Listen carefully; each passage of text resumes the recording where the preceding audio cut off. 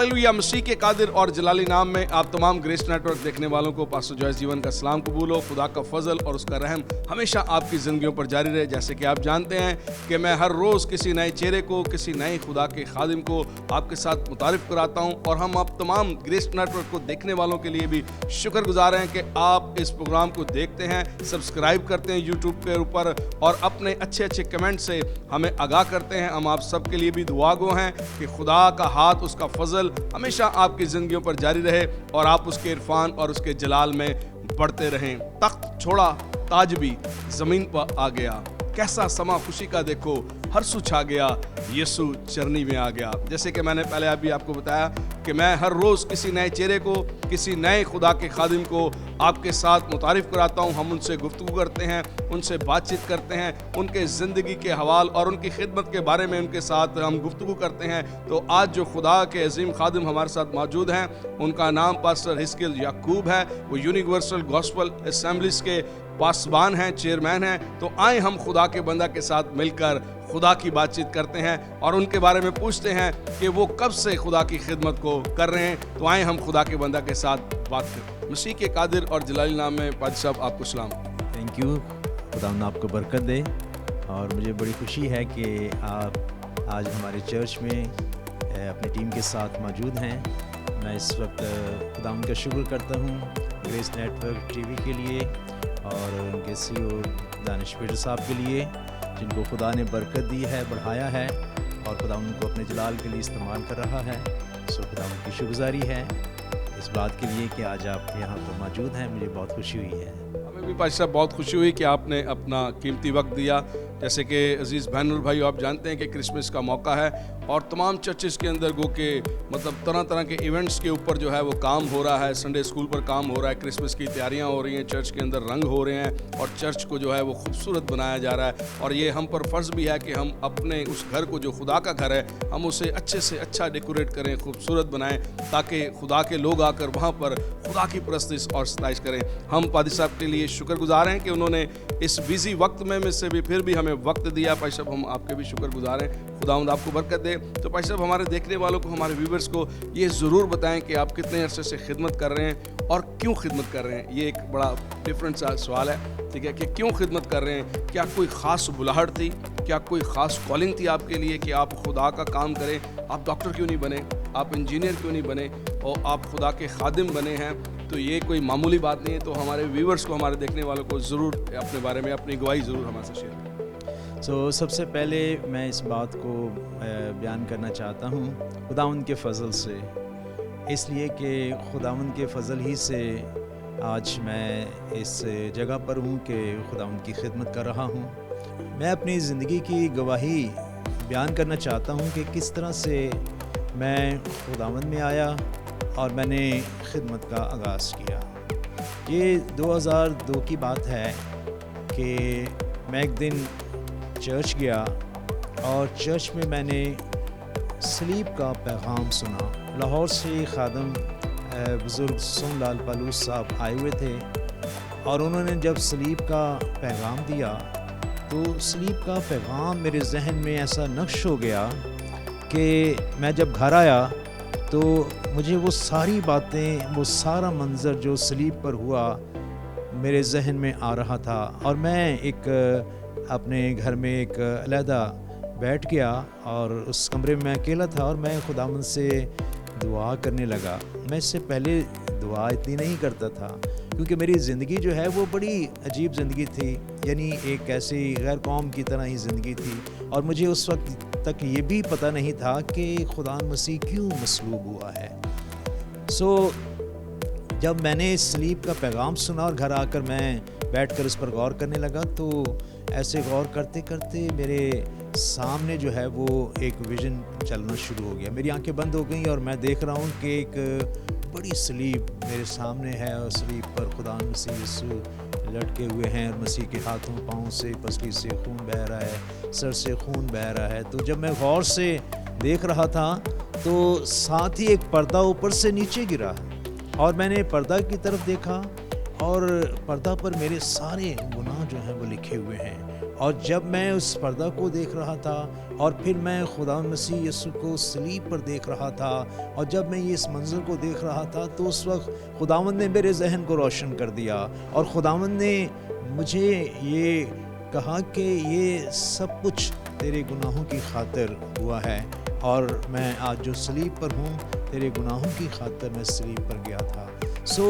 جب خداوند نے یہ بات میرے ذہن میں ڈالی تو میں اپنے خطاؤں اور گناہوں کا اقرار کرنے لگا اور میں خدا مسیح یسوع سے اپنے گناہوں کی معافی مانگنے لگا اور یہ کافی سلسلہ جو ہے وہ جاری رہا، اس لیے کہ پردہ جو ہے جیسے میں اپنی یہ غلطی کی معافی مانگتا پردہ اوپر اٹھتا اور پھر اسی طرح سے کافی دیر میں اس طرح دعا کرتا رہا اور جب میں اس طرح دعا کر رہا تھا پردہ بالکل صاف ہو گیا اور پھر میں نے محسوس کیا کہ خداوند کی حضوری وہاں پر بڑے زور کے ساتھ ہے اور پھر ایسا محسوس ہوا کہ کوئی ہاتھ مجھ پر آ کر ٹھہرا ہے اور ایسے جیسے مجھے کرنٹ لگا ہے اور میں نے محسوس کیا خداوند کی حضوری کو اور میں پھر بڑے زور سے میں چلایا اور خداوند سے کہا خداوند تو مجھ پر رحم کر، خداوند تو مجھ پر رحم کر، اور خداوند کا رحم اس دن مجھ پر ہوا اور مجھے گناہوں کی معافی کا تجربہ ہوا، مجھے نجات کا تجربہ ہوا اور اتنی خوشی اتنا پیس سکون اس وقت سے آج تک میری زندگی میں ہے۔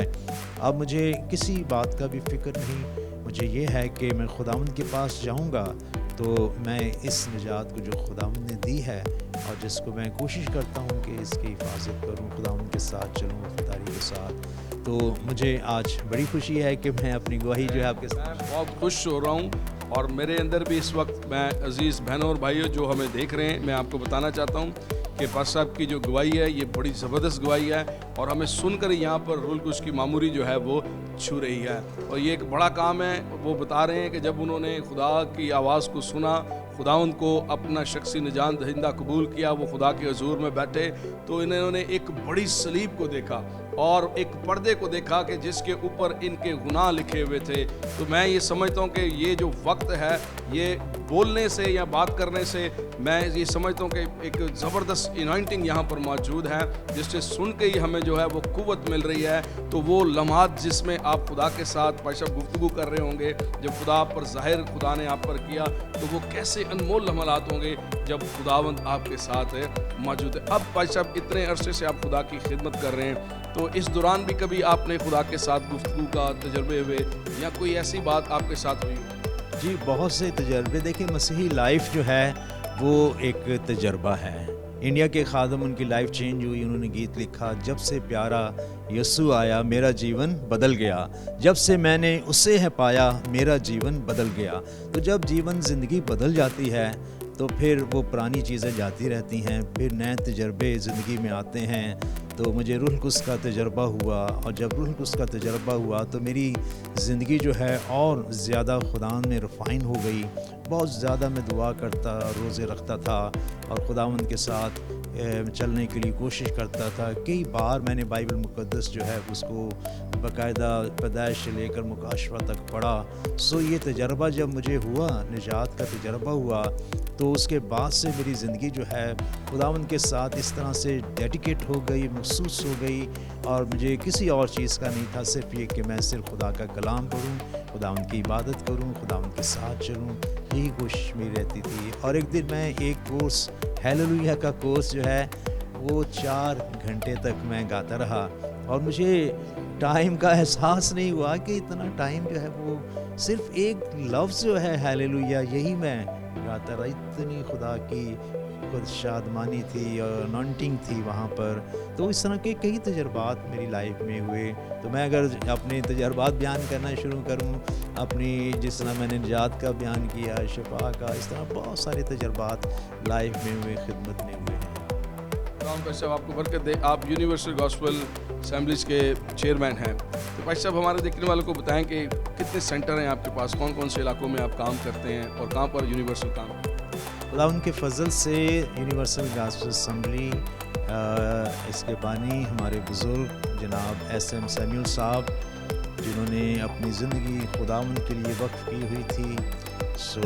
جب وہ آسمان پر گئے تو آسمان پر جاتے وقت آخری جو باتیں انہوں نے کی اس میں انہوں نے میرا نام لیا تھا सॉरी, मेरा नाम लिया था कि मेरी जगह जो है वो हिस्कियल को आप देना। तो उसके बाद से खुदावंद ने मुझे एक ज़िम्मेदारी ये सौंपी है, और ये जो टाइटल्स हैं मैं इसको एक ज़िम्मेदारी समझता हूँ कि खुदावंद ने एक काम, एक मकसद, एक मिशन मुझे दिया, और खुदावंद ने मुझे जब चुना तो उसके बाद से खिदमत जो है उसी पैटर्न पर, जिस पैटर्न पर हमारे बुज़ुर्ग करते रहे थे, उनकी बहुत ज़्यादा दुआया ज़िंदगी थी, तो मेरी ज़िंदगी में भी दुआ का एक ख़ास अंसर रहा है।